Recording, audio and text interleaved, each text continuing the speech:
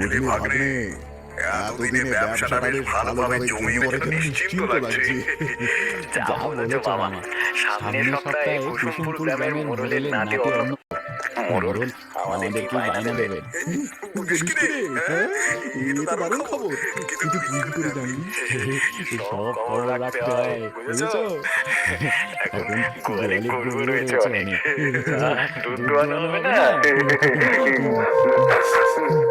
এই গণেশ, কিসের একটা পুরা পুরা গন্ধ ভেসে আসছে না? হ্যাঁ, জঙ্গলের মধ্যে এটা হঠাৎ কেমন করে ঠান্ডা ঠান্ডা লাগছে না? হ্যাঁ হ্যাঁ মামা, যেন মনে হচ্ছে খুব কাছে কিছু একটা পোড়ানো হচ্ছে।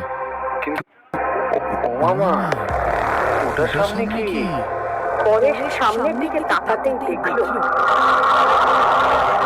আবছা অন্ধকারের মধ্যে থেকে এক পাল গরু তাদের দিকে এগিয়ে আসছে। আর একদম সামনের গরুটার পিঠের উপরে বসে আছে একটা ছেলে।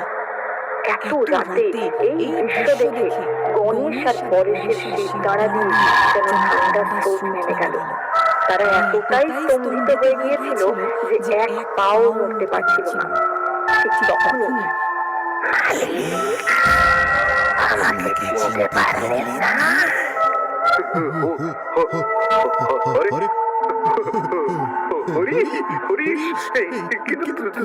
তুই তো আমার যে পুরনো হিসেব মেটানো বাকি আছে মালিক, প্রতিশোধ নেওয়া বাকি আছে।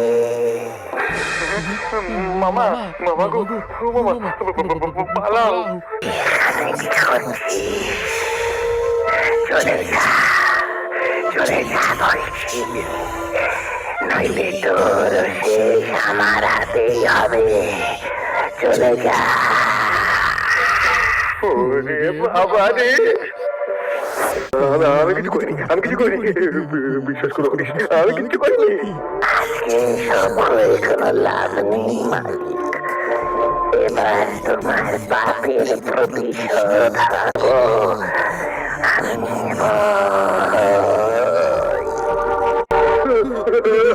না না না না না না,